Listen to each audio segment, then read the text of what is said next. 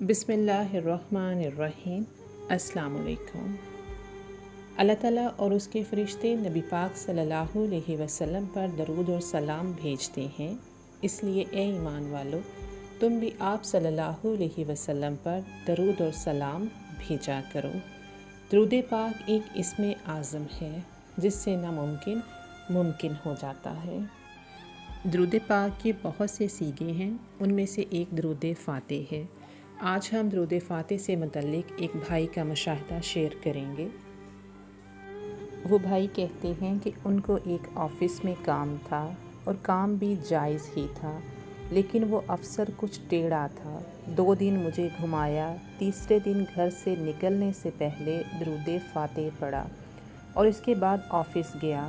اتفاق سے تیسرے دن میں لیٹ پہنچا، آفس کا ٹائم ختم ہو چکا تھا، گیٹ بھی بند کر دیا گیا تھا، لیکن مجھے اندر جانے دیا گیا۔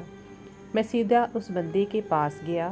وہ افسر کرسی پر اس طرح بیٹھا تھا کہ اس کے دونوں پاؤں بھی بیٹھنے والی جگہ پر تھے، یعنی بڑا اڑیل قسم کا بندہ تھا۔ مجھے ایک نظر دیکھ کر بیٹھنے کو کہا اور چپڑاسی کو بلایا۔ میرے کاغذات لیے اور چپڑاسی کو ہدایات دے کر سارا کام کروایا۔ میں بالکل خاموشی سے کرسی پر بیٹھا رہا۔ 20-25 منٹ نہ اس نے کچھ کہا نہ میں بولا۔ سارا کام نپٹا کر مجھے کاغذات دیتے ہوئے کہنے لگا، سومرو صاحب، مجھ سے جنات بھی تنگ ہیں، لیکن پتہ نہیں تمہارے چہرے میں ایسا کیا ہے کہ میں تمہیں خالی نہیں لوٹا سکا۔ اس کا یہ کہنا اور میرے اندر ایک عجیب سی کیفیت برپا ہو گئی۔